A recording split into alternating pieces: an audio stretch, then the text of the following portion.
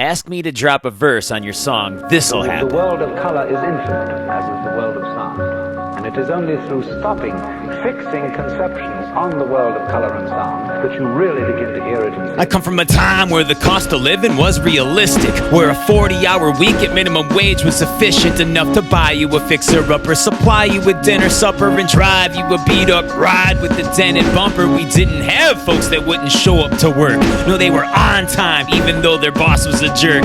And the food had ingredients, you knew the words immediate, and didn't require a PhD for you to be reading it. And TV was free to get, and shows were appropriate. There wasn't tons of folks overdosing on opiates. We had God allowed in our schools and our government, and getting hit with the paddle was a proper form of punishment. And home-cooked meals were prepared by actually touching it, instead of poking holes to vent and pushing buttons. A microwave ain't actually an oven. Go cut an onion and see if it will make you cry, or if I'm bluffing. I miss those days of living and wishing they weren't so distant. A mission to make 'em missing as if they never existed. No matter if I insisted, ain't bantering, you should listen. A pitter-patter rhythm of chatter, almost explicitly Mad Hatter, fixing your DNA strands by changing the patterns, all fueled by a battery, rearranging your matter as you study in academies to be faster and funneling your energy, never to see it used for better.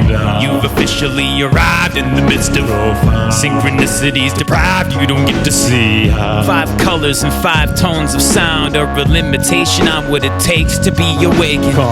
You've officially arrived in the midst of synchronicities deprived, you don't get to see 5 colors and 5 tones of sound are a limitation on what it takes to be awakened.